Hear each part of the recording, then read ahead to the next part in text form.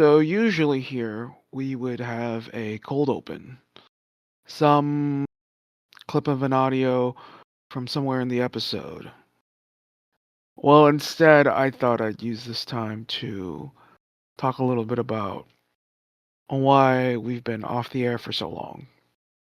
I mean, it's more or less just life stuff, but I thought all the listeners might be interested given that this new episode will pop into their feed all of a sudden and then wondering, hey, how long has this show been off the air? So let's rewind the clock back to pretty far back. Let's see, I think more than a year ago. So I got a new job and it's pretty good. I work as much as I want and the schedule's pretty flexible. There was a lot of upfront info dumping. Basically, you have to learn an entire manual before you can really start because every piece of information in the manual is pretty important. And once you front load all that information, you're fine. It takes a while to learn it, but once you do, the rest of the job is pretty smooth. And honestly, I like my coworkers. Been pretty fun and a decent job. Fast forward a little from the new job to, unfortunately, my father passed away last year. Um, we're actually coming up on the 1 year anniversary of his death, and it's been a rough one. My father didn't actually live in the country. He went back home to spend more time with his family back in the old country. And when he passed away, there were a lot of complicated estate planning paperwork to go through.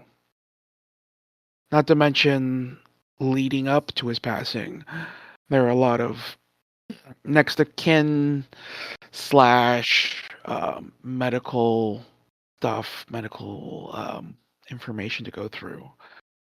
I don't know if you know this, but I mostly speak English. So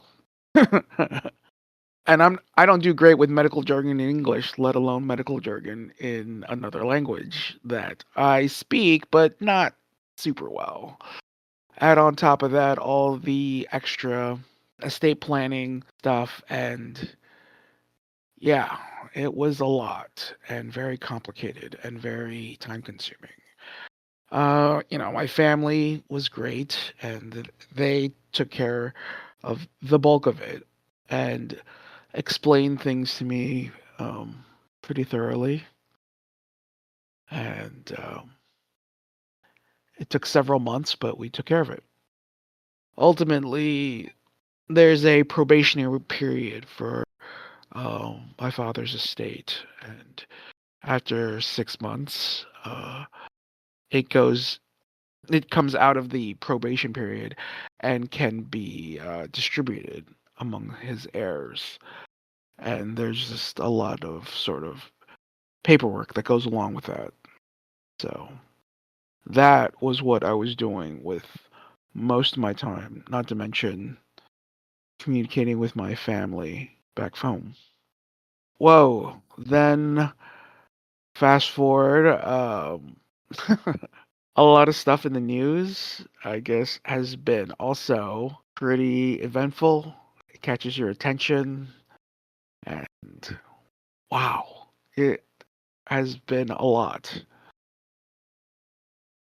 I don't know if you guys get bogged down by current events, but I have to admit, you know what I really have to admit? Maybe my time would have been better spent editing and cutting together the show rather than watching a bunch of news.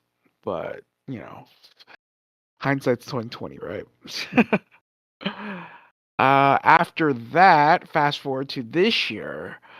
My grandmother passed away too. And yes, this was my father's mother. So technically, he predeceased her, which had some weird kind of distribution issues over his estate.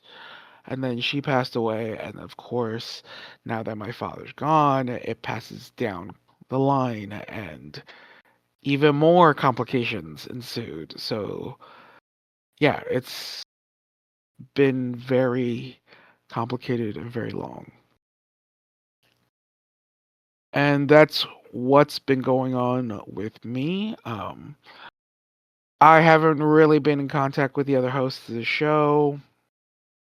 I'm hoping after I drop this episode, I'll get back in contact with them and kind of try to get back on a recording schedule.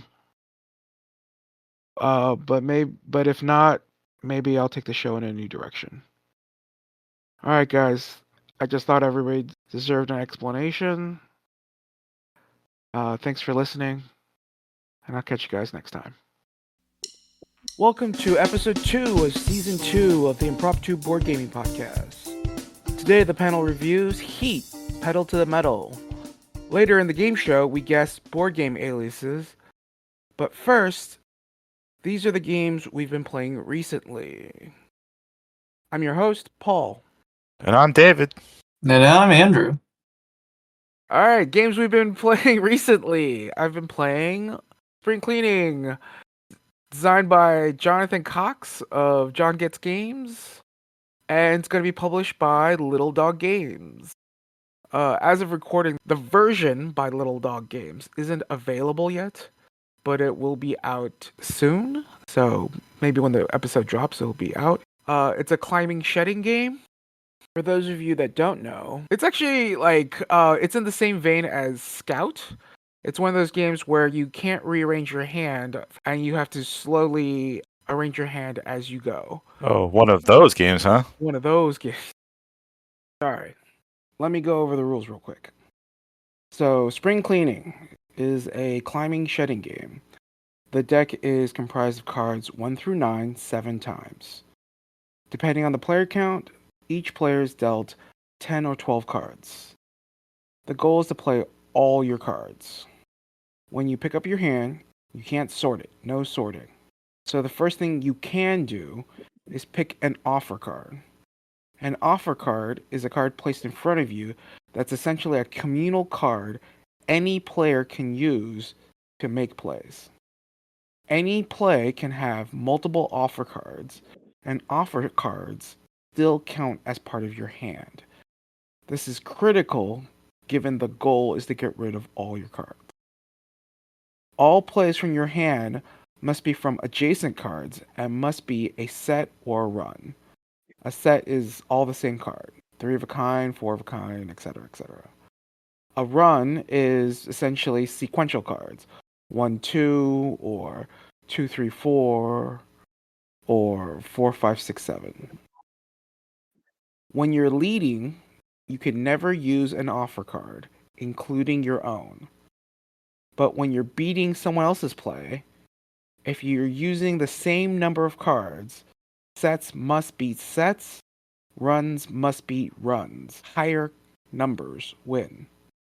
When beating someone else's play, you can also beat it by escalating. This just means any 3-card play beats any 2-card play. Any 4-card play beats any 3-card play. When escalating, sets can beat runs and runs can beat sets. So 3 of a kind can be beat by a 4-card straight. Last thing, when escalating, you can only go up by 1. So a 4 of a kind can be beat by a 5-card straight, but not a 6-card straight. The total number of cards you play can only go up by 1. I guess the most unique mechanic is the offer mechanic. So the thing about the offer card is you can pull it from anywhere in your hand, and then you can use it as a part of any part of your hand. So it's almost like 2 chances to improve your hand, which I really like. Scout, Hockey Train, other games like that, you're always like improving your hand one card at a time, which just feels a little slow to me. This lets you pull one out and then you can still use it, and it kind of gives you that flexibility that really kind of moves the gameplay along. And when you're playing and you either want to or have to pass, you draw a card and then offer a card. So again, it's two chances to improve your hand, which I just feel like it makes the game much smoother and moves along a lot quicker. The other thing I really liked also was that a 5 card play can't beat a pair or a 2 card play. You have to do it in sequence. So the strategy for the game is really obvious if you don't have that rule. You just basically build a really large play. But those large play hands are useless if they never escalate to that level. And someone could be watching you play and realize, oh, he's building a really big thing. So you never escalate against that guy. And so the strategy is not obvious, which I really like. It's not always like you do one thing, because I remember I got the chance to playtest this with Jonathan, and the move was just obvious. You just go, okay, build a really big play and go out. Ticket to Ride syndrome.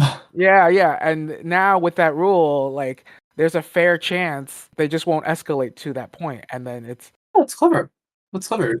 you can build one, but is it going to be useful is a question. And then if you have to break it down, like play only a part of your play, like only play 3 of your 5 cards straight, then it puts you in a really precarious position. The game is played over several rounds. And if people see you do the same thing a couple of times, they're like, oh, okay, I get what he's doing. All he does is build up big plays, and then they just figure it out, and then they don't escalate against you, and that's it.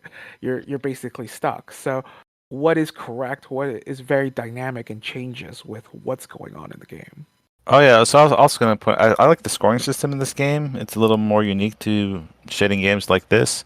The way it works is whoever goes out goes out. They get no bags. Bags are bad, and whoever has the most cards in their hand after that gets the most bags. And then, in order, it goes like from lowest to highest, 1, 2, 3, to however many people you're playing, and that adds a little bit of strategy to it because most of the time whoever goes out first wins, and the rest don't really matter. It doesn't matter how badly you lost. In this game, it matters how badly you lost comparative to the other players.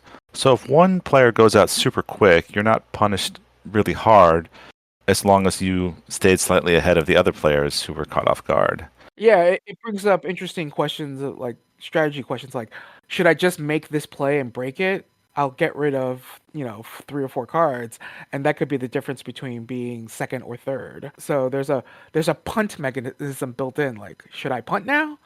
Maybe I could be patient. Yeah, and that adds a little more to the decision making, which I really liked. Nice. Yeah, sounds clever.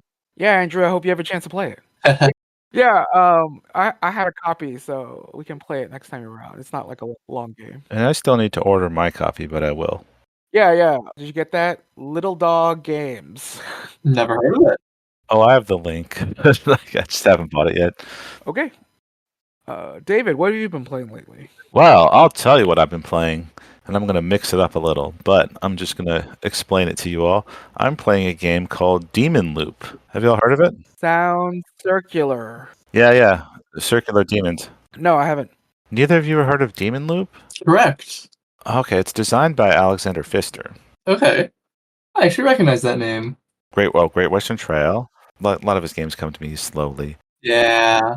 but Isle of Skye, Mombasa / Sky Mines. Oh God, I haven't played Mombasa in so long.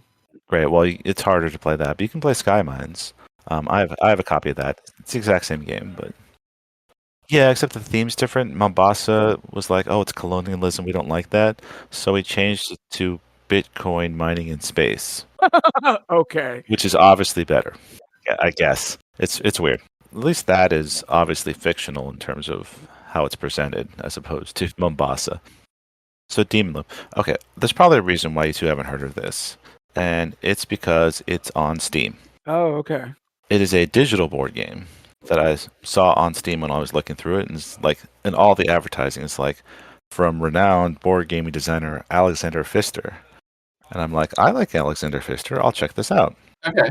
Now, it should be noted that it is an alpha at the moment, so there's certainly changes coming. No wonder we haven't heard of this. It's only an alpha testing.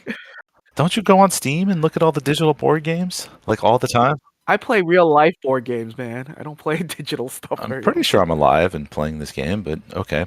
Anyway, so how Demon Loop works is basically there's a board like with circles and paths. So the circles are the spots and then the paths are between them. That's how you travel around. And you have cards. The cards are multi-use. You can either use them for the movement on the card, or you can activate them if the color of the card is equivalent to the circle you're on. Or there's like a knowledge on some of the cards, and the knowledge can be used to buy cards from a codex, just like a book of cards, and then they're added to your deck if you do that. So you walk around, and there are buildings and enemies. Although I'm not very far, so now there's just one enemy per map.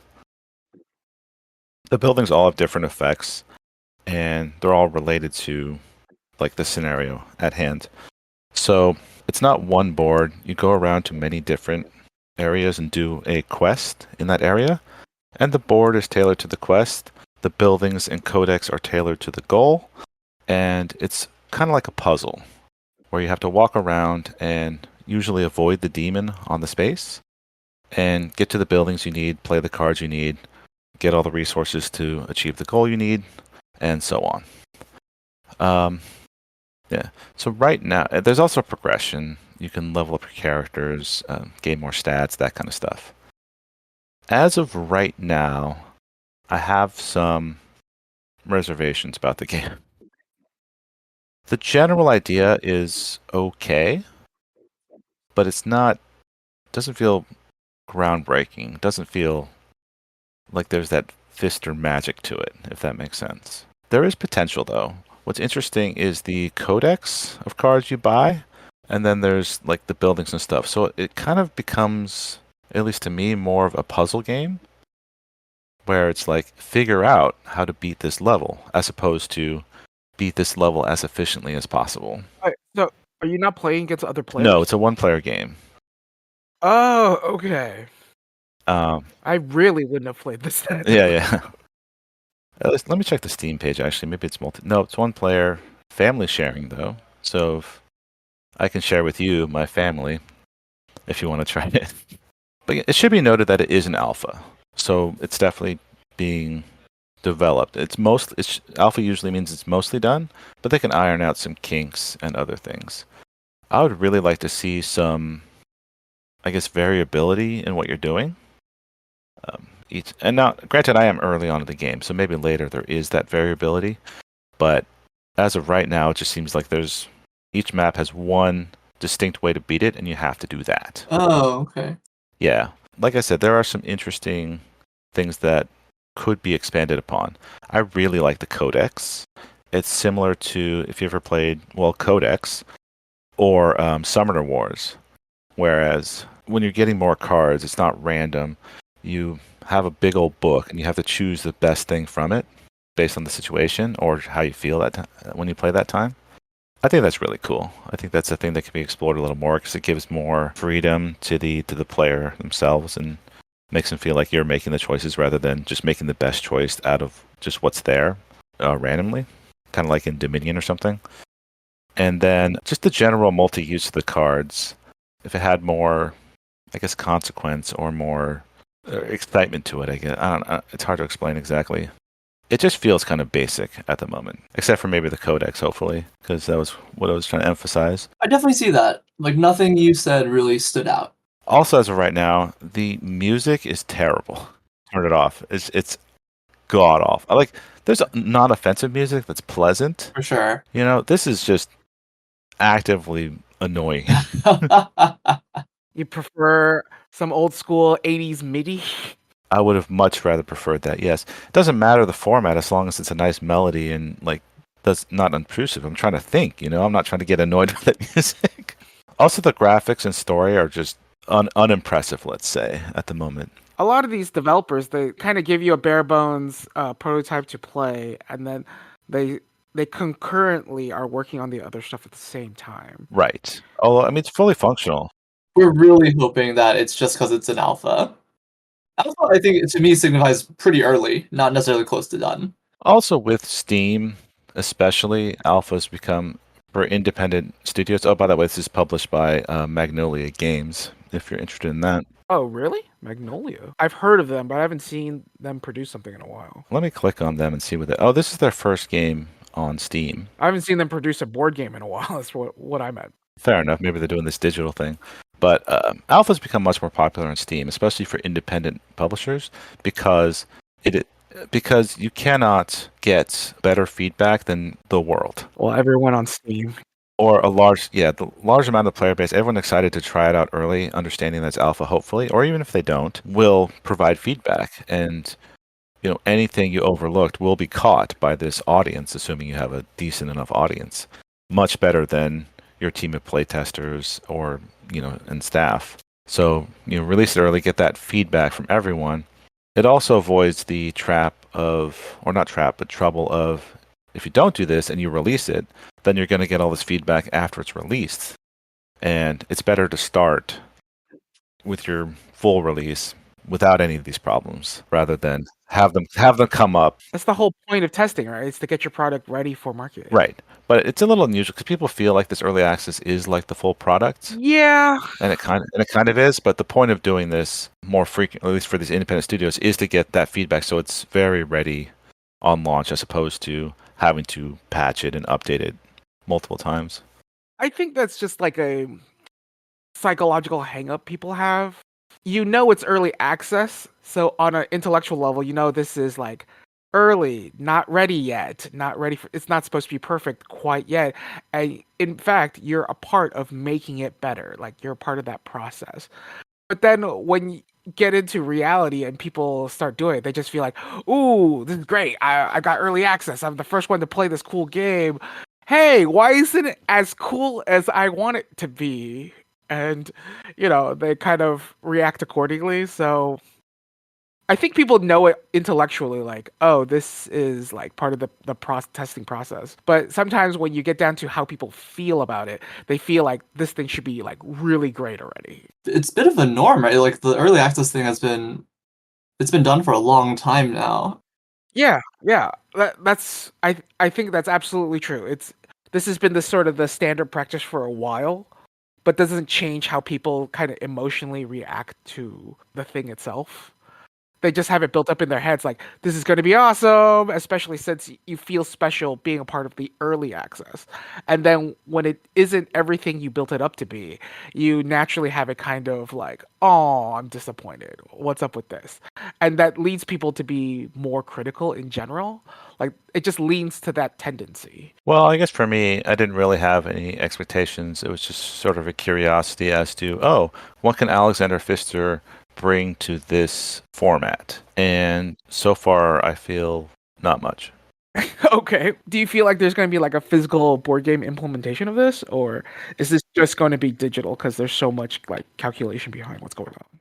I think it's just going to be digital. There's a lot of things that they could, I guess, make a physical copy of this, but I don't think they would, just because it's sort of campaign based, and so that'd be so many maps and so many things. You'd have to do like a book of maps, kind of like Near and Far, Stuff Fables, those books with the different scenarios on them that has the maps in a book format, that kind of thing. But no, I like it as a digital implement, and if they add like a lot more content to it or add more interesting variability to it, I can see this actually working very well. But as of right now, it's just kind of basic, so I'm not impressed. However, the reviews are very good so far, so perhaps I'm in the minority.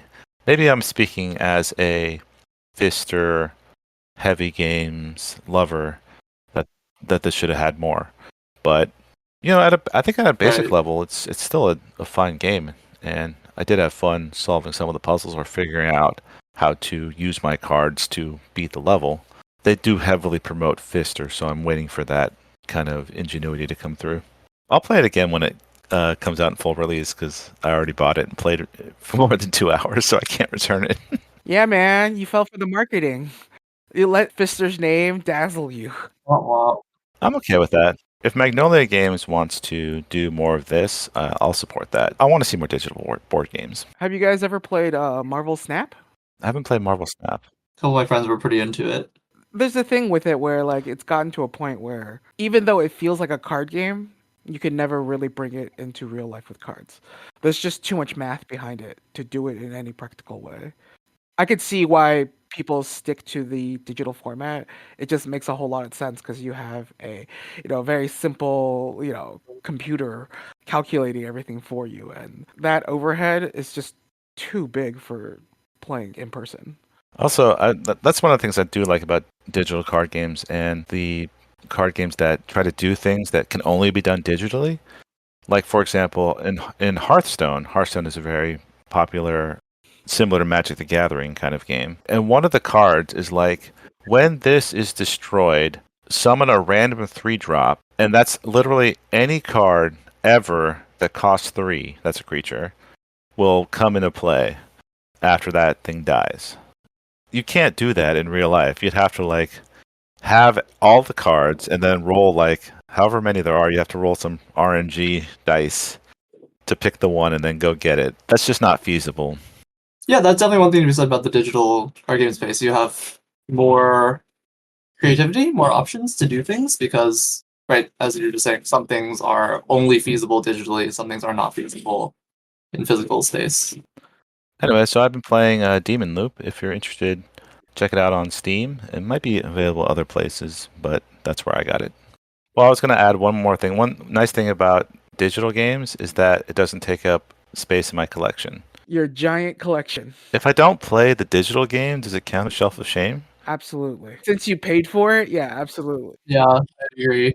If I paid for it, yeah, that makes sense. I'm like, no, dude, you paid for it. That's it. Shelf of shame.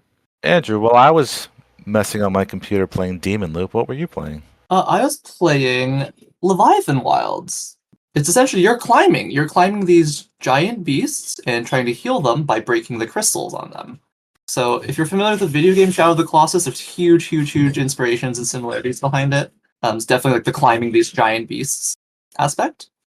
This is a fully cooperative game, 1 to 4 players, and I love the theme. I love the feel of climbing.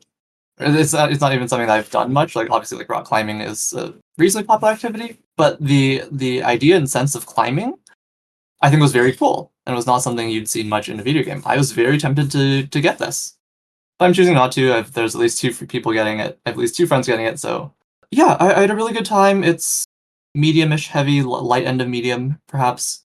Yeah, it's a nice cooperative experience, and then yeah, the climbing theme is different and refreshing and fun.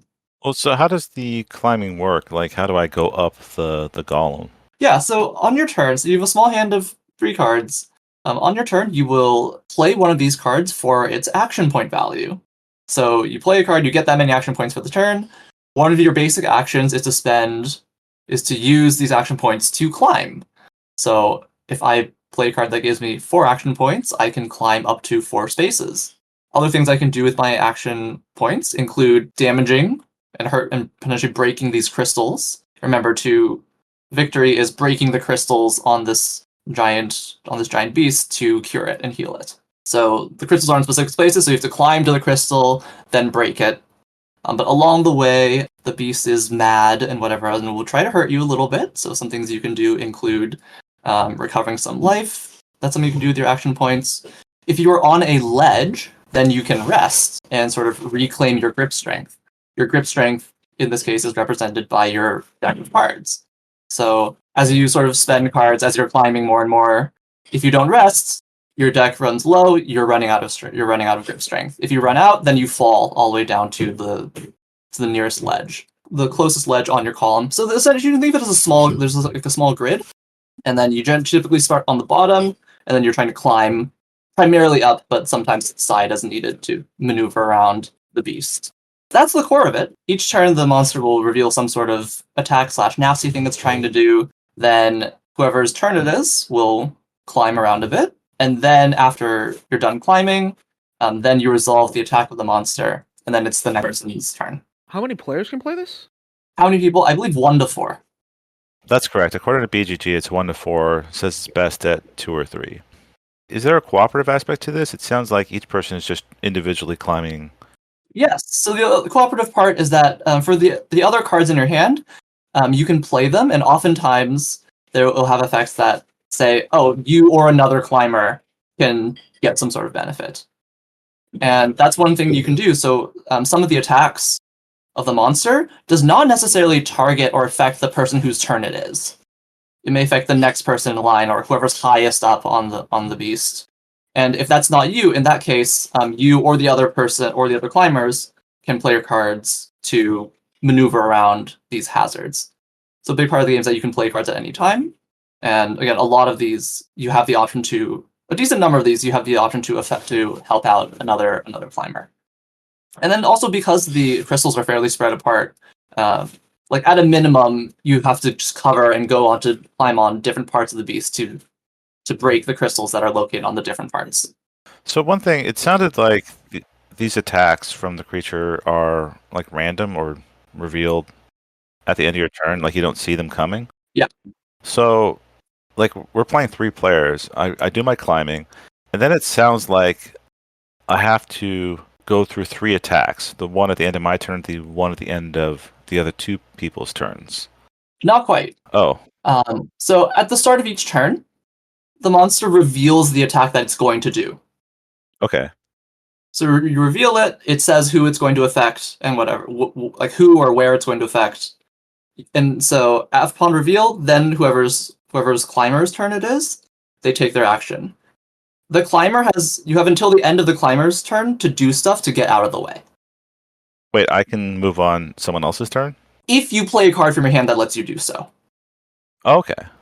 So from your small hand of cards, there's 2 ways to play.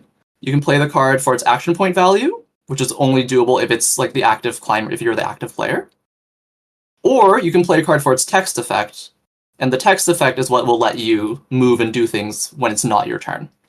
Is that a little bit clearer, David? Yeah. No, it sounds cool. I think I want to try this. It's good. Well, honestly, you kind of had me at it's just like Shadow of the Colossus. I was like, oh man, that game was awesome. This is the board game version. Yeah. No, if you see it, like what's fun, what's part of tempting is that I think the idea is each. So it has one of these sort of storybook elements, and each of these beasts is the full 2 pages. Like the art and the board is the whole 2 pages of this book. It seems like a pretty hefty book, so like if they feel really big, it's cool. Like thematically, it's a huge win. Did the Colossus turn out to be good later, and then you feel sad? Yeah, you're trying to heal them. You're trying to heal them. Oh, okay. Then okay, cool. Everything's great. All right, cool. Oh yeah, so there's like the base game. Whenever that comes out, if it makes to retail, etc., there will be 16 different Leviathans. So at a minimum, 16 different things to experience. Your deck is composed of you can choose a character and a job or like style of climbing, and then you get the mix and matchy goodness that you'd expect and all that stuff. So pretty decent amount of game there. What was the game called again? That is Leviathan Wilds. Today, the panel will be reviewing Heat, Petal to the Metal. Does anyone want to take a crack at naming the designers? Yes. All right. Ooh. David, both of them are yours. They're both yours. Designed by Asker Harding Granard. Asker Harding Granard? Maybe they use silent? Granarud? If you say all the letters, it's Granarud. Yeah. I'll just mumble it. Designed by Asker Harding Granarud and Daniel Skold Peterson. Is the middle name just pronounced Scold? Man, I hope so. I just skip that J and hope it's silent. Yeah. Maybe it's skilled, like the J is a Y. Skilled. It's spelled SKJ, and I was like, OLD, what the heck yeah. is that name? Probably skilled, like the J is a Y, but I'm not proficient. Anyway, the artist is Vincent Dutrait. Oh yeah, it's Vincent Dutrait. Published by Days of Wonder. So this was Days of Wonder's 2022 game. After I played this, I honestly thought it was going to be nominated for the Spiel des Jahres. And then I looked it up, and it was not nominated that year. Interesting. And so for those who don't know, Heat is a racing game. Vroom, cars, go fast. Maybe. I have to admit, when I first played this game, I thought it was too simple. I'm like, wow, every turn, every move is pretty obvious. I actually had to play it a couple more times before I got it. Like, oh, okay, I get why people like this, and there are some like relatively some interesting decisions as you go along. And then I was much more impressed with it as overall when I played the expansion for it, or I guess one of the. I'm not really sure if it's not expansion because it's included in the box, but like the more advanced game. Because when I first learned it, I just learned the base game, and then there's a more complex expanded module for it. Where you start just by drafting a few Yeah, cards. you draft. So like the beginner starting game, your starting deck is fixed, but in the sort of advanced version, you draft 3 of those cards first. Yeah, they call it the garage. Oh, cute. Get your upgrades, yeah. Yeah, and when you added that in, it created that asymmetry, and the game as a whole for me became a lot more interesting. I was like, oh, okay. I started to appreciate the base game even more because it's like this really like easy to learn, simple family game scaffolding that you can really add to very easily. And I was like, oh, okay. I get why this game is so popular and like so many people like it because yeah, back in 2022 when it first came out, like a lot of people were talking about it, and it was like getting a lot of hype. Going, oh yeah, you played Heat, so great, blah blah blah. It's the next Formula D, and then I was like, really? Okay, well, Formula D is fine, and I like it. I was a little skeptical as far as like, oh, is Heat really that good? And then turns out it is pretty good. David, what was your first impression? Sure, I'll go first. Well, for a little backstory, the first designer I named perfectly, of course, Asger Harding, whatever his last name is. This is an update, basically, of a game called Flamme Rouge. Is this supposed to be an update of Flamme Rouge? Well, I don't know if it was supposed to be, but it essentially is, yeah. And Flamme Rouge is a very similar thing, except you're bike racing, and then the whole drafting and everything is there. Although in that game, what's different about this game is it's a lot simpler and a lot more uniform, I suppose. That one has the deck building and cycling through, but you get exhaustion cards, and you try to avoid those because they're just useless in your deck. So the strategy is you generally want to stay in the pack for as long as possible, then break away right at the end to try to win. Because if you go out in front early, then you'll pick up these exhaustion cards, you'll peter out, and you'll slow down towards the end, and everyone will catch up to you. That's the general idea. And this is in Flamme Rouge. This is in Flamme Rouge, yeah. So what makes Heat so genius for me, it's very similar to Flamme Rouge, but what makes this game way better, because people like Flamme Rouge as well. It was very popular, but it kind of stalled out, sort of like getting ahead in Flamme Rouge. What makes Heat more interesting is those exhaustion cards, now called Heat or whatever, are actually useful. Not the cards themselves, but how you get them. You accumulate heat by spending heat, and usually either to cover up a mistake you made or to get a boost that you needed in that moment. But then it comes back to haunt you later with these heat cards. In Flamme Rouge, the exhaustion cards are you just don't want them, period. So anytime you got an exhaustion card, it's usually because you messed up or you guessed wrong or whatever. And so that to me makes Heat like way more interesting. It's kind of this balance of using the heat at the right moment to get ahead or to get an advantage, and then kind of holding back and recovering heat so you can use it again to get more advantage and so on. Yeah, the heat itself, right, is a resource. So it's important to recover it. My initial impression actually was the same as Paul. It felt like, oh, this is very simple. I'll just, do my thing and then go around the track and then slow down for the turns and then speed up again. But the more I played it, the more it became like there's still a lot of luck. There's still a lot of it's still a light racing game, but there are some cool moments in it where you really gotta like maybe not think, but you gotta Weigh out your risk reward. weigh out the risk reward and predict what your opponents are gonna do.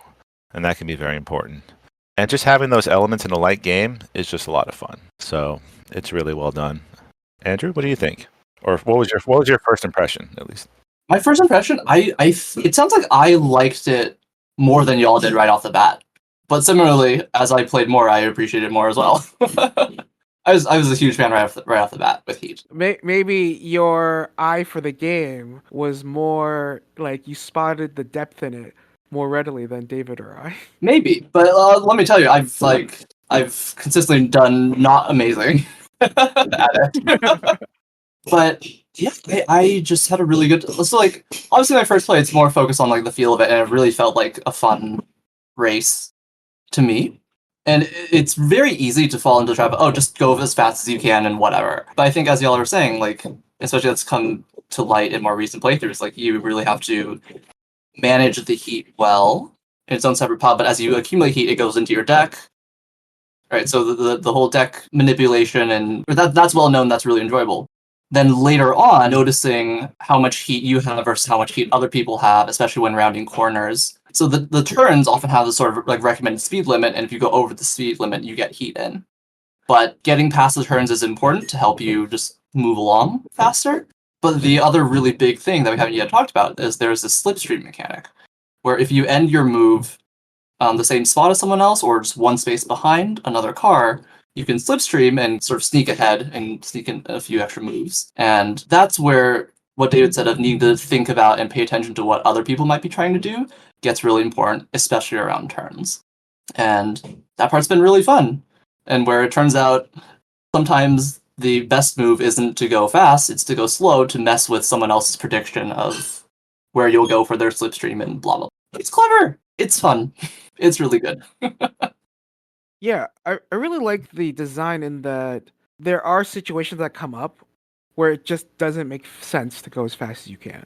Like it doesn't help you in any meaningful way. So it's like, oh, I get it. I can manage my speed now or take some heat out of my engine and, prep for a better turn later.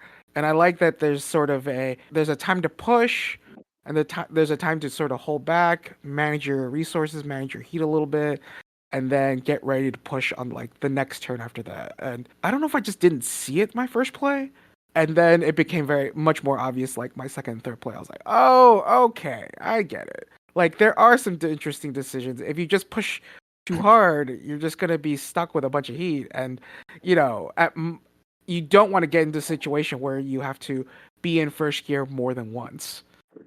Sometimes if you get too close to a corner, a turn, and the speed limit's really low, you just have to like go through on one card, but you can use that to your advantage to manage your heat. And I really like that the game overall presents multiple situations like that. Like the move's not obvious. You don't just speed through all the time. Sometimes it's like, oh, you'll get more out of it overall in the long run if you go slow here than if you went fast. And I really like that it's 2 laps.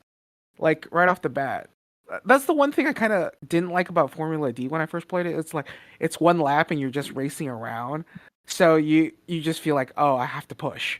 There's only 1 lap. You gotta spend resources. You gotta push, and the resources are just so limited. But here it's like, okay, you can manage your way and get resources back, and you need to think about like multiple laps, and so it's okay to start a little conservative and then really let that ramp up. And that sort of builds a tension in the game. You like, okay, we're in the first lap. It starts out easy, but then once you get to that second lap, okay, there's no point in holding back anymore. You got to just push. And I was like, oh, that's great. Well, a couple things I'll add to that. First off, in defense of Formula Day, you can play more laps. Yeah, you can. I just wanted to make that clear. Second, also in Heat, some of the maps are smaller and they're like 3 laps, 3 or 4 laps. I don't think there's a 4 lap one. Some of them are 3 laps. It's not always just 2 laps. It should be pointed out, in case the listener hasn't played Heat, I want to quickly point out the corners. There are corners in the game to prevent you from going full speed, pedal to the metal the whole way around. On these corners is a number, and that's the maximum speed you can go around the corner. If you go around higher than the number, you have to spend heat equal to the difference. So you can totally burn around the corner if you have the heat to spare, which is especially useful on that corner right before the final finish line, of course. But you will have to have the heat in order to do it. Just want to add that in really quick. Now, the genius here, that I found is it's really interesting. It's the heat management. Generally, the idea is you'll want to go as fast as possible during the straightaways and kind of burn off as much heat as possible if you can, or not burn off, use as much heat as you can. So all that heat's in the engine. And then when you're going slower on the turns, because you have to, that's the ideal time to recover the heat because you get heat back when you're in the lower gears. Lower gears meaning you play less card. The trick is that it's not that simple. It's not like this heat is just available for you to recover anytime. It has to be in your hand. To use the heat, to recover the heat back into your engine so you can use it again for effects, like going around the corner at full blast, it has to be in your hand. And when you use heat, it goes to the discard pile. You have to go through your deck, reshuffle the cards, and draw it back up before you can get rid of it, and thus use it again. That's not going to happen right away. If you go full throttle during the straightaway and go into the turns, that heat's not going to recover right away, so you're going to be much further along by the time it comes back, unless you get really, really lucky. I thought that was really cool. You know, this heat in your engine, which is clogging it up, you can't just get rid of it when you feel like it. It's got to, clutter up. Likewise, if you leave it too long and fill your engine up too much, you might end up with 5 or 6 heat in your hand. You might even spin out in the middle of the track, which is a huge catastrophe. But yeah, that's like part of why one thing where it really felt like a race. Oh, it isn't just about how quickly you go on the speed on the straightaways; it's how you manage the turns and how you manage your heat, which is the name of the game. Another thing I wanted to stress are the stress cards. Hey. Oh, puntacular. Exactly. And while it is a light game, so I don't mind the amount of randomness it brings. Instead, I've kind of enjoyed. This is where most of the risk management comes in. What happens is when you play a stress card, you're going to draw cards from your deck until you get a card that's 1 through 4. You have 1, 5, and 1, 0 in your deck to start with. And if those show up, they're just discarded. They don't, and as well as heat. And so again, if you're relying on drawing heat so you can get rid of it, like in the slow turns, this stress might make them cycle through your deck one more time, which is not good for that. Furthermore, if you were playing the not base game and you had upgrades, these upgrades will also be discarded, even if they actually have a number between 1 and 4. And so stress gets even riskier when you're not sure when you know what's coming up in your deck and you want to try to draw that. But you do have to play them, because if you don't, they just sit in your hand and clog up space. And now you have less options, and you draw less cards, and you're not going through your deck as fast. But then you might be stuck with low cards, or be forced to play the stress and see what happens. It's also nice to mess with others in terms of just play the stress and see what happens. And if you don't know how fast you're going, your opponents don't know how fast you're going, and it makes it much harder for them to slipstream or take advantage of your positioning. I don't personally like the stress cards, but I do appreciate them as for a form of risk management and to keep the game sort of light and unpredictable. Yeah, and obviously everyone has stress cards in their deck, and even the timing and quantity, just like any deck builder, right? The timing and the quantity of when you draw them and how many, that can affect things quite a bit, right? It's no big deal to play them. It's annoying to play them the straightaway, but it's also a very safe time to play on the straightaway. But on turns, then we get into messing with where you might go or accidentally pulling that 1/4 that you really didn't want. You don't like the stress cards? No, not really. They stress me out. They're doing their job, man. They are doing their job. No, I appreciate them for keeping the game is designed to be, but I just personally don't like them. I don't think you're supposed to like them, though, right? You're supposed to be like, I got to deal with this stress card, man. Yeah. You're not supposed to like them. Yeah, I think they do perform kind of an important function, which is it stops it from being a number crunching game and provides more of a push your luck element to it. Which I think, overall, really fits in better with the game. That's what it's supposed to do. I also like how stress is a form of penalty. If you mess up during the game, there's ways to add more stress cards to your deck, and that just sucks. Yeah. I think they do what they're supposed to do. I actually thought the design of the stress cards were oh, okay, got it.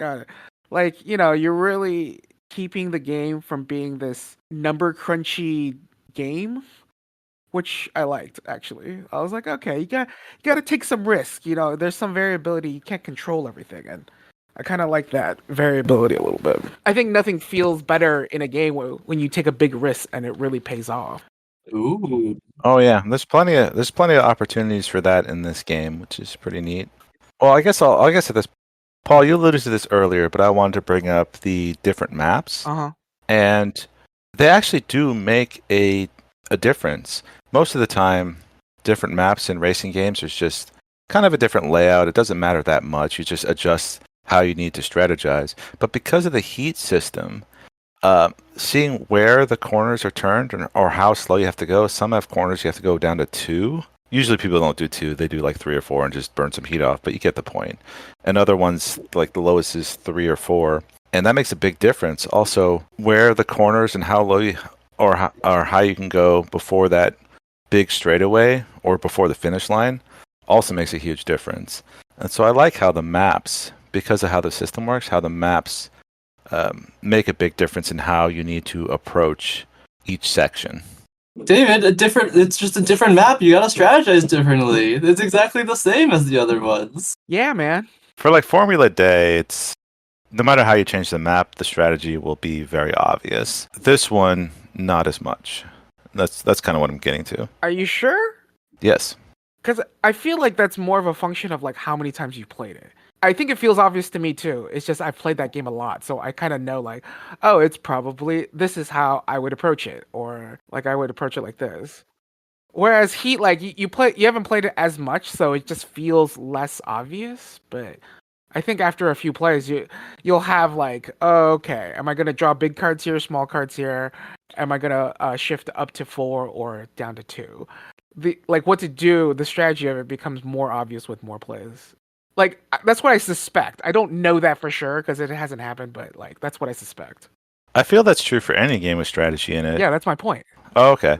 But the thing about Formula Day that's different is the corners. Heat does give you some leeway, whereas if you mess up and you just burn around a corner, you've lost all your heat, but you're still going. And in fact, that may be a strategy. You just be like, okay, I'm going to take a risk here. Oh, I burned around the corner. All right, I got to be more careful for the next turn, but I'm still there. Or I spun out and then I go back a little bit and I got to like do it again. Whereas in Formula Day, if you burn around the corner, you die. Well, no, that's two different things. Like if you exceed the corner on the turn, yeah, you burn up tire resources and you could just spin out. That's one possibility. If you blow through the corner like excessively, you die. I think it's just telling you, yeah, don't like you have to be like somewhat reasonable within the like you should not be coming around a corner in 6th gear. That just doesn't make any sense. Like that's what the game is telling you.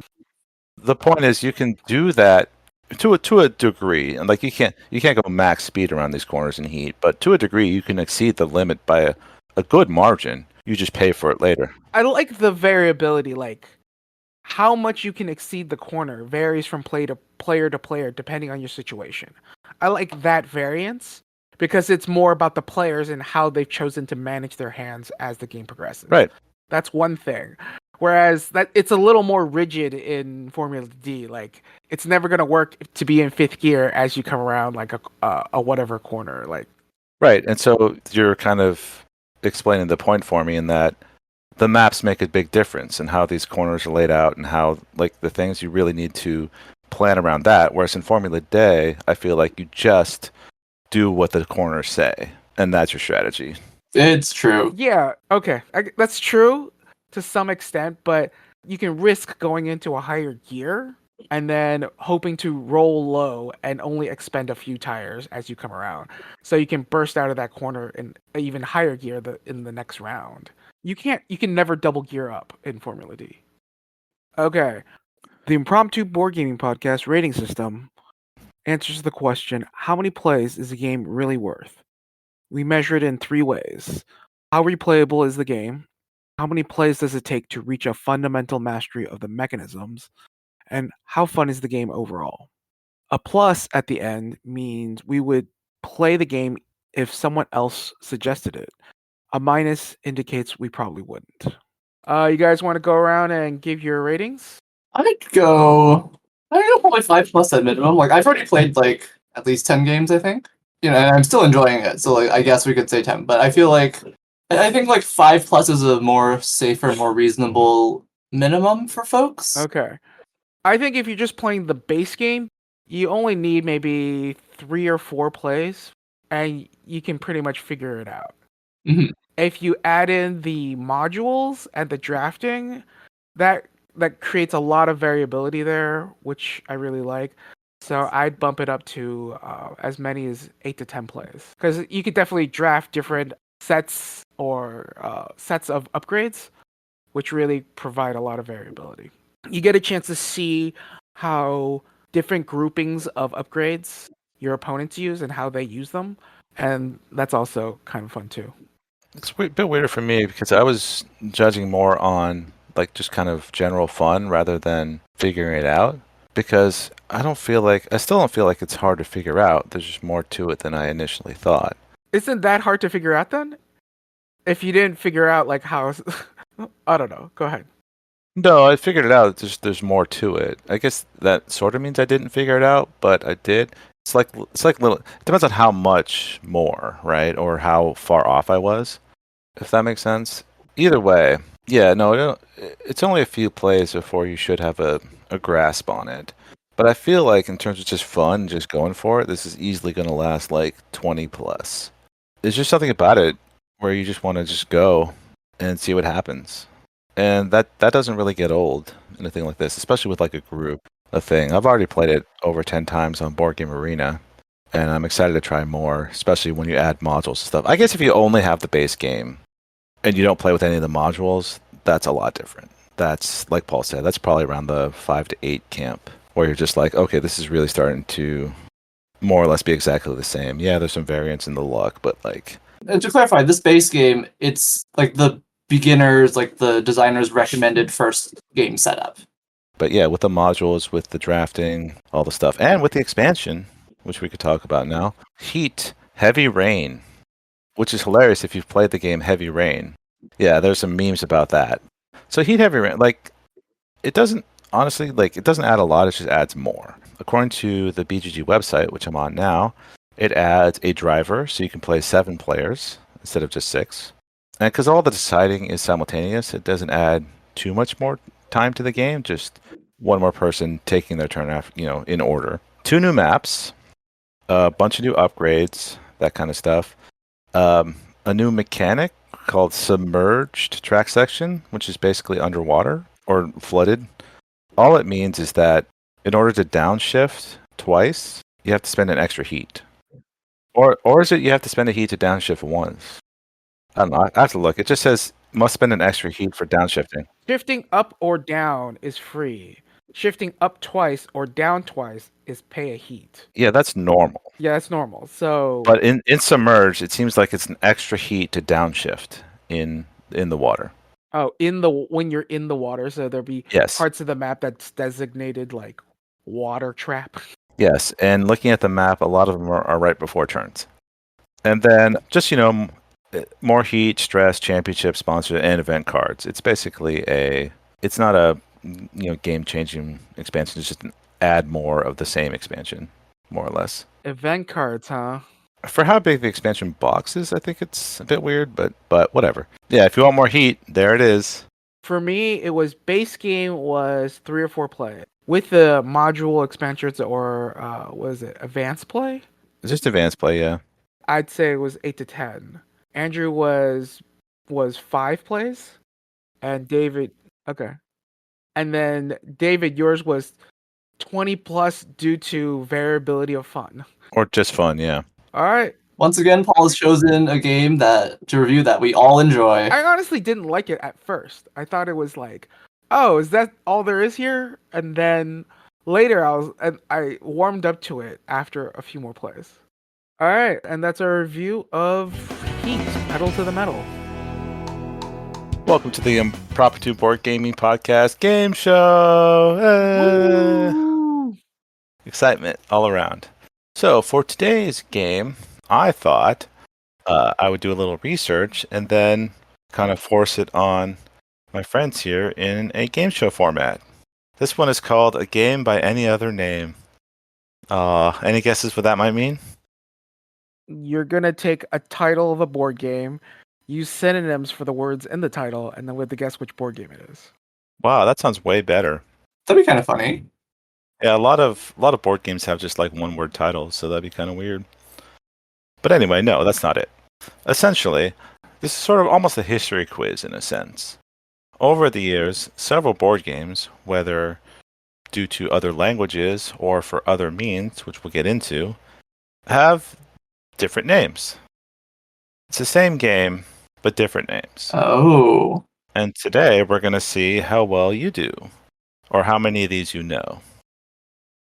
So I'm going to give you the name of a game, and you need to tell me what it is, usually in English. There'll be exceptions. What is the English version called of this game? Anyway, any questions on how this works? Like what we know it as? Correct. Okay. So you're going to say the name of a game, and then we're going to try to name all the other versions, No, just one. and then be very surprised at what we say. If we say anything. If I say anything. Most of them only have one answer. And if you're listening from probably a European country, this quiz will be kind of in reverse for you. Some of these I definitely know Paul knows. I don't know if Andrew knows these. Most of these you should know. This should be a very easy quiz. How judgy. Yes, incredibly easy. First game, drafts. Spelled Draughts, often mispronounced draughts. It's drafts. What is drafts in English?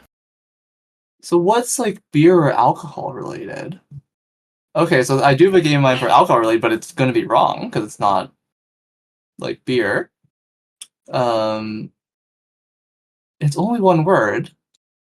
This may be only known. Can the answer be multiple words? It can. Okay. I have an answer for comedy. So I guess I'm ready. Okay. Is Paul ready? Yeah. Yeah, I'm ready too. Let's go with Paul first because Andrew sounds like comedy. Okay. I would guess Heaven and Ale. Interesting.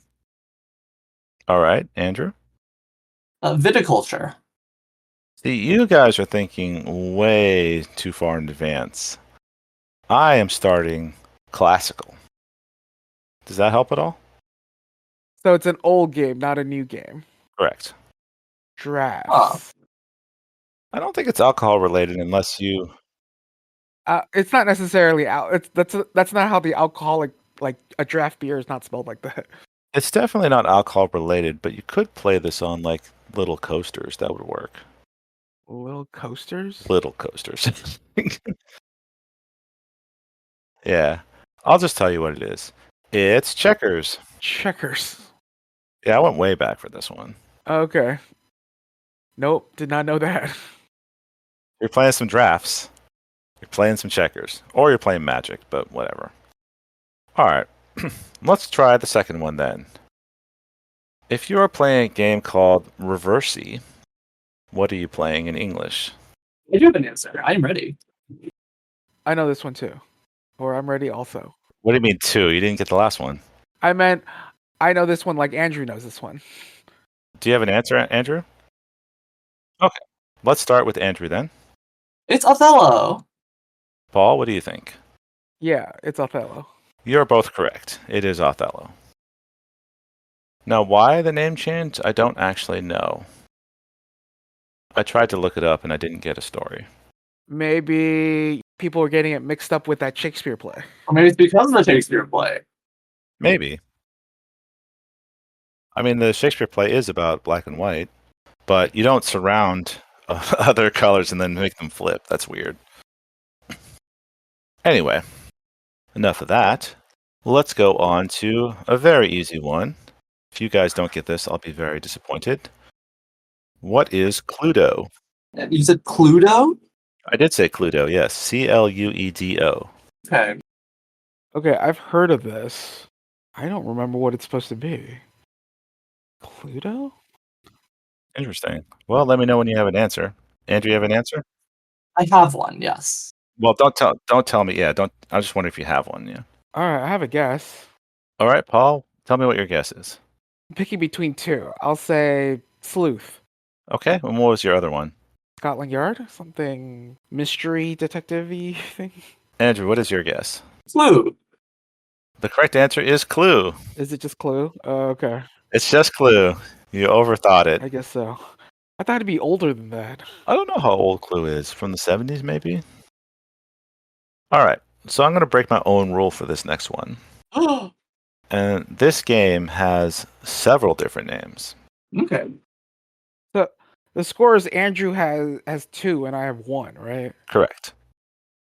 Honestly, I'm not that interested in the score, but we could have a winner.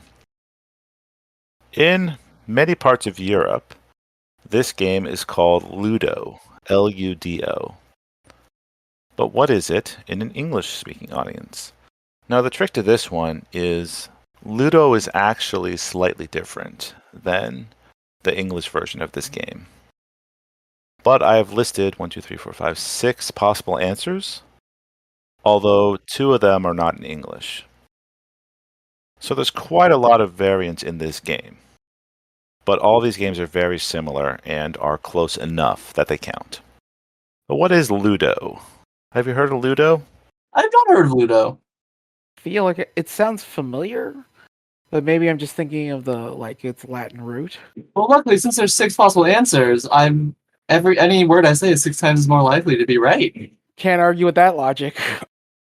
Unless the math is wrong. That is true, yes. And I guess a potential hint I'll give you is that you may have noticed a kind of time period in the last 3. I'm kind of going in chronological order for these. All right, let me know when you're both ready with a guess. I have a guess. Based on absolutely nothing, but I have a guess. Well, other than just the more older classical game. But is this the game that gets us from classical to more modern? It's got to happen at some point. Right. I guess in that case, my guess might not even be good, but that's okay. I can't imagine a better one. Honestly, if you went with a funny guess, that'd be nice. You can have multiple guesses if you like 2 guesses. As long as it's funny. I don't need multiple guesses. Okay, that's fair. They're not funny enough to be funny. Aside from my viticulture one. I thought that was funny. That was a good guess, yeah. Is Paul ready? Yeah, I'm ready. Oh, he's ready. Okay. Let's start with Paul. Paul, what do you have for this? Ludo, it's Latin. It means school. So it's got to be like a school game. I'll guess something you played school. Maybe what, chess? You play chess at school?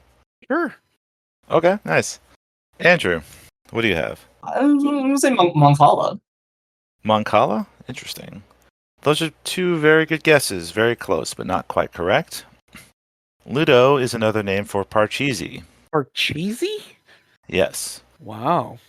Now, similar, Pachisi, which is the Indian name for it, although it's slightly different. I also would have accepted Trouble, Sorry, and Aggravation. All games that are very similar. And then, if you had gotten this, I would have given you bonus points because it's literally impossible for you to know this. Not literally. But I had to look it up. It's also called Pachis in India, I believe. It also means 25.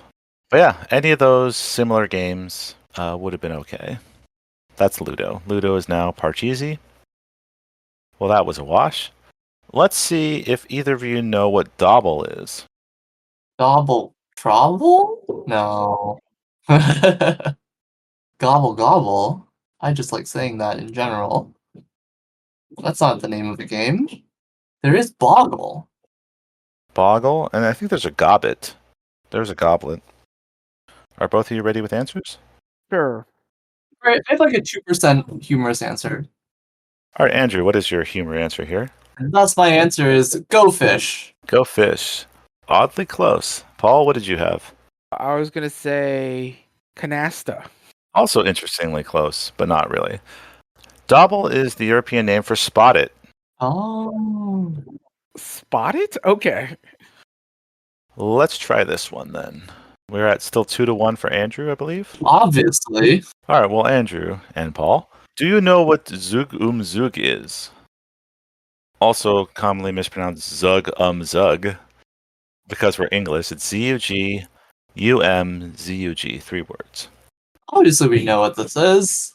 That's why you're asking us. Well, I thought you would know what Cluedo is, but One of us didn't. One of us didn't. Only one of us didn't. Maybe 1.5, because mine was admittedly a guess. oh, okay, that's funny. But it was the right guess. Yeah, Paul just overthought it. I'm sure he knew what it was, but Well, I've heard of the game Clue, if that's what you mean. anyway, do you both have guesses for this one? What was the game called again? Zug Zug Zook Zook. or Zug Zug. I'm trying to think of phrases that might fit, and it's like, oh, like 1 by 1 or something. I don't know. That could. But what does that even mean? What does that even do? Yeah, I have a guess. It's not a good one, but I have a guess. Okay, I have a guess. All right, we'll start with Paul then. What is your guess? I'm gonna guess Dutch Blitz. Dutch Blitz. That seems oddly foreign and European. So you think it's like Blitz on Blitz or something? Yeah. Okay, interesting. And Andrew? Tic tac toe. Whoa, you went backwards in terms of chronological order. About in the last 5 years had its 25th anniversary, if that helps. It's a very popular game. In fact, it's probably the most popular modern game. Ticket to Ride? That is correct. It is Ticket to Ride. Oh, it's Ticket to Ride. Okay. So Zugum Zug means, I think it means like train on train, Oh.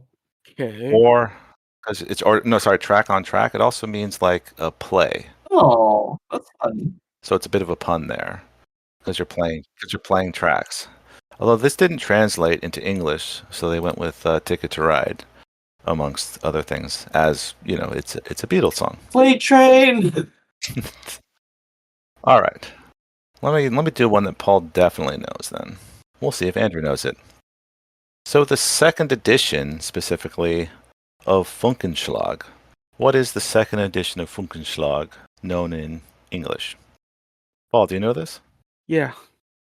I thought you would. Andrew, do you have a guess?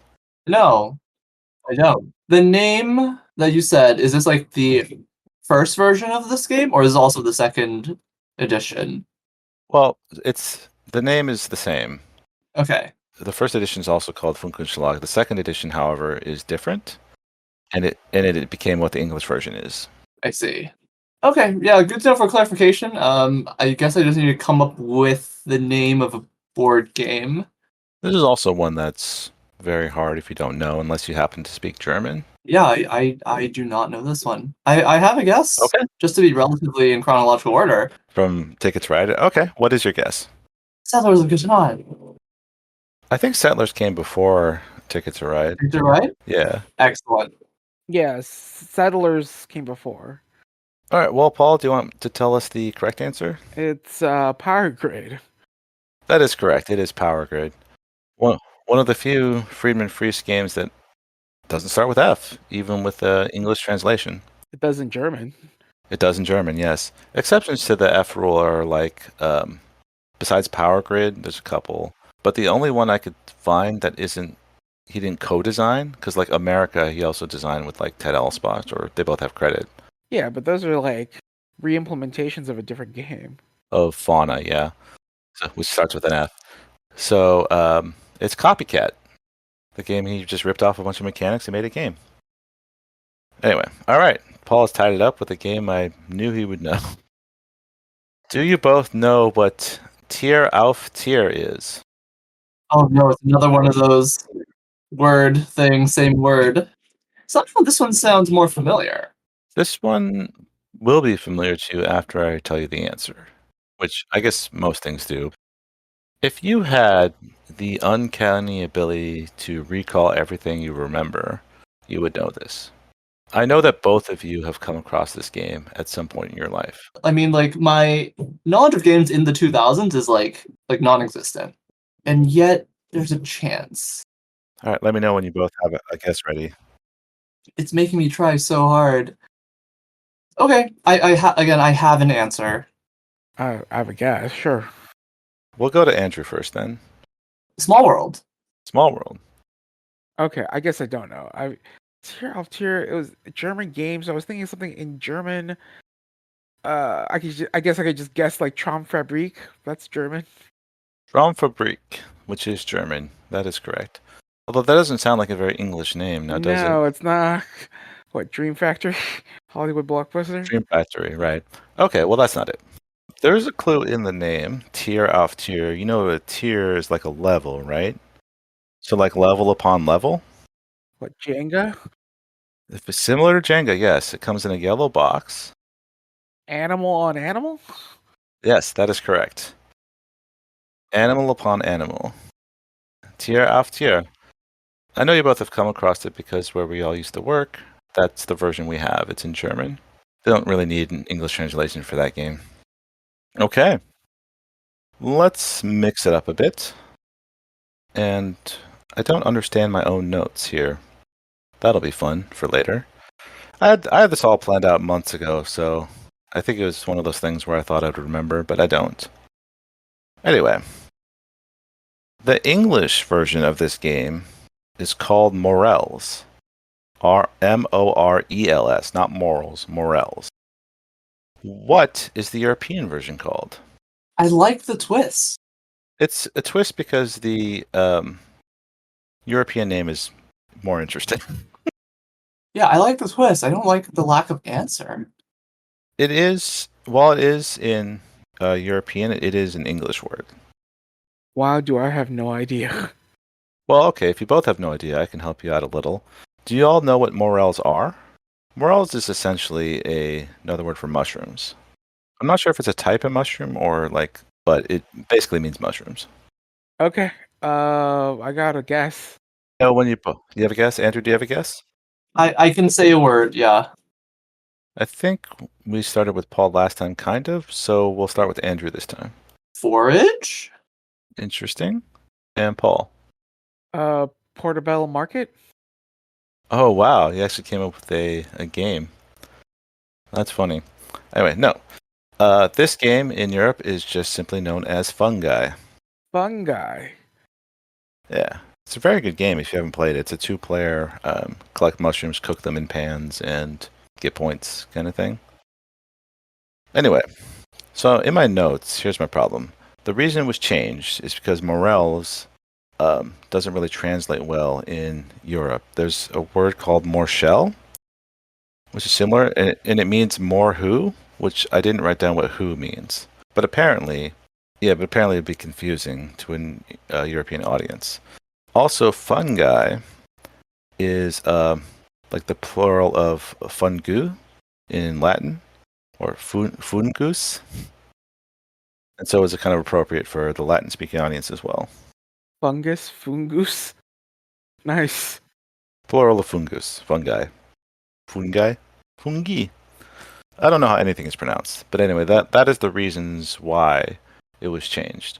Also, the rules were changed a little bit too, and the more recent edition of Morales has some of the rule changes, but then it's out of print now, so just go buy a copy of Fungi. Enjoy the game. Yeah, I was like, there's one literal game called Fungi, Mhm. and then Portobello Market are the only two games I know that have anything to do with mushrooms. Probably. I can't think of anything off the top of my head.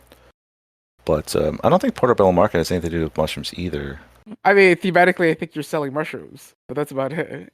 Oh, are you? I thought it was. I think you sell just all kinds of things in stalls in Portobello. Oh, is that what it is? Oh, maybe. Like the city is. I think the city is called Portobello. Yeah. I could be wrong. I didn't like that game. If anyone likes that game out there and wants to correct me, please do. Because I like to learn more. That's the whole reason for this quiz. It's going great, by the way. All right, still 2-2. Let's see who knows this last one. It was going so well to start. What happened? You were up by double I know. for so long until Funkenschlag, which is kind of a Paul gimme because he loves that game. I'd say I love it. Oh, you love it. You love it so much. You play the factory manager version of it way more than anybody else I know. That's just a different game. It is different in the same world. Okay, the last one. I'm not sure how I want to do it. If I want to do the original or the name change. So I'll leave it up to you two. What do you think? Do you want the original name or what it was changed to? Original name or the change to? Mm-hmm. Yeah, original's fine. Let's go original. I'm so glad you didn't split that vote, because then I would have to decide. The original name of this game, Rampage. Isn't that the name of a game now? Isn't there a game named Rampage? You can get Rampage if you. I actually own Rampage, but because of a reason which you may or may not know, it was changed, and you can no longer buy a copy of Rampage, at least off the presses. But you can still buy this other game. Ooh. I believe it is still in print. Rampage? So did they keep a similar sounding name? That's like what my thoughts going. And then like what would it be? What is the name of this new game? And I'll even give you a bonus 1/10 of a point if you can tell me why it was changed. Okay. I'm ready. Paul is ready. Andrew? But that's also the original. So okay. I have a wrong answer. We'll start. What is your wrong answer? Blood Rage. That's, that is a linked association there. It's a link. It's appropriate. Yes, I'm playing word association.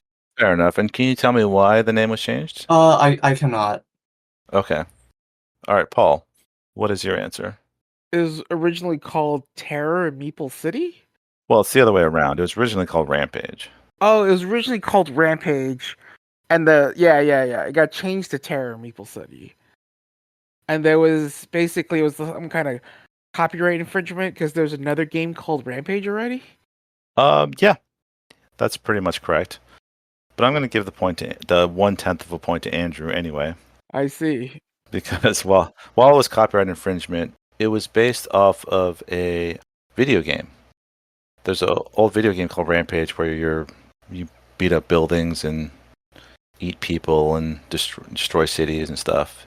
Oh wow. As a Godzilla prototype, a Wolfman prototype, or a King Kong prototype. Not a prototype, but like being similar. Yeah. Oh, I love Rampage. That's a great game. They even made a new version, updated version of it, like around 2010 or so. That was fun, but not as good. But better graphics. It was all made out of clay. It was interesting. Anyway. Clay? Really? It was claymation in the game. Okay. Paul, you get the point. Okay. And you are the winner of our quiz. Okay. By 9/10 of a point. Yeah, that's a pretty obscure one. Like, well, I guess it's one of those like you either know it or you don't kind of things. I think all of these are kind of like that. Like the more popular ones, Zook'em Zook, The Ticket to Ride, and Tear Off Tear to Animal Upon Animal, I think are a little more well known. And if you know your history, you know Ludo, Cluedo, Reversian Drafts. But those are very classic games. But I thought it was a unique look because there's so many reasons why it doesn't happen often. I didn't want to just include like straight language changes. Zook'em Zook was kind of like that, but like at least it was because they had to change the pun. They could have called it like train on train or whatever, or track on track. I can't remember the exact translation, but it also means play. That was the cool thing about it. But yeah, it was especially more else the Fungi, where it was English to Europe, the European audience, and of course the copyright for Rampage. I found were all unique ways that games have changed their names. I always wonder a little bit about just how petty people are about their like brands and stuff. Like, did this one board game really mess with the branding of Rampage, the video game? It just reminds me of stuff like the Olympics had a problem with the Special Olympics using the word Olympics. Oh, I didn't know about that one. Oh yeah. It was like this whole thing a while ago, and it just seems so petty. I was like, really, guys, really, you have a problem with Special Olympics? I don't know the timing. Maybe the new game was coming out when the board game came out. They were about the same time, I think. But it's sort of like, I don't know, it can only really help you in this regard. Like, any confusion would just be possibly a boon to either game, because video games and board games at the time were still pretty niche. Yeah. But yeah, people are protective about their copyrights for whatever reason. Yeah, that's true. Hope you all learned something at home, and hope you two learned something as well. I learned a bit researching this, so that was fun. All right. Thanks, Dave. That was a good game show. Thank you. If you're listening on YouTube, please like, comment, and subscribe. If you want to continue the conversation with us, you can do that at our Board Game Geek Guild Impromptu Board Gaming Podcast, guild number 4233. Or if you have any questions, comments, or suggestions for the show, please email us at impromptuboardgamingpodcast@gmail.com. That's all one word, impromptuboardgamingpodcast@gmail.com. Thanks for listening, and we'll catch you guys next time.